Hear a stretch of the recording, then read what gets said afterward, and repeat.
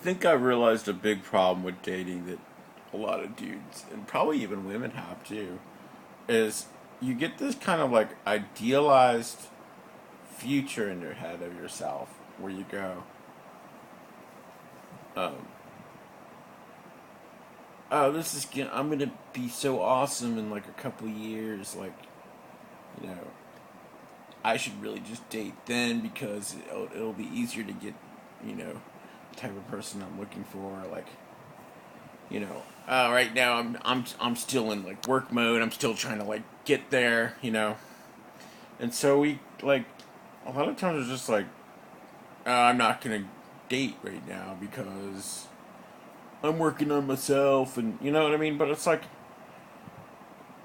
being alone is like not that great, after a while. I mean, it's good in a lot of ways. You learn about yourself, yada yada. But like after a while, you need like that sounding board and that like romantic partner, to kind of really figure things out, and to live happily.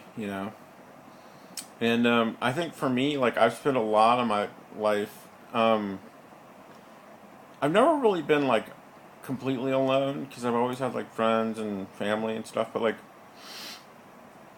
I've definitely spent a lot of time where like I go back to like a room where I'm just sleeping alone, and it's not like well, but then I've also been in relationships that weren't the healthiest either, and you know I just have not had I haven't had as good luck as I think I could have had if I think I need to put more effort into it.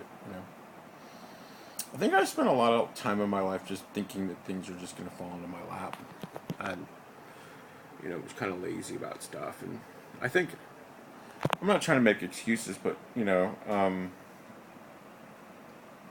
sometimes laziness comes from depression. Like you just don't feel like trying anymore. You feel like you've been in a rut. What's the point?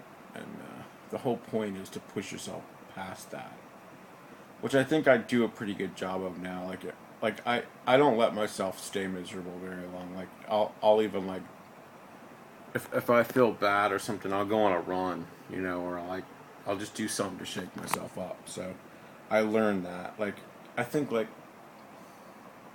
I definitely had some depressive eras in my life, and I just definitely learned that it doesn't just go away on its own. You kind of have to chase it away, and you have to be very aggressive if you're depressed. You have to, you, or else it'll just overtake you, and you just like won't get out of bed. And I've I've gone, you know, for periods of time where it was like, pretty bad.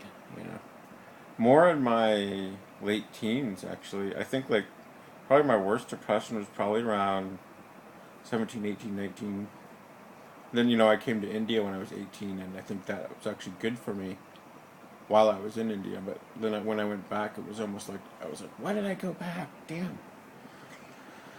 But I don't know.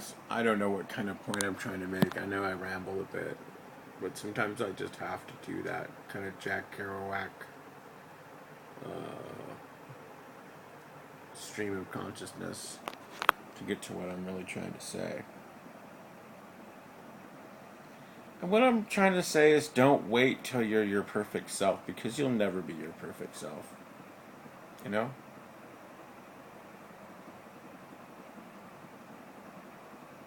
I mean, this could be pretty damn good right now. It could be better if you had someone to share it with you, but you're going, nah, I gotta wait. I gotta wait till I really have my stuff together, till I have like a cooler car. You know? That's so stupid. And I don't think I'm ever gonna. I don't think I'm gonna do it. I'm not gonna live like that very much anymore because like the thing is, it's like I'm getting older and I've already like lived a big portion of my life like that. So it's like I've already learned how stupid it is to be like that.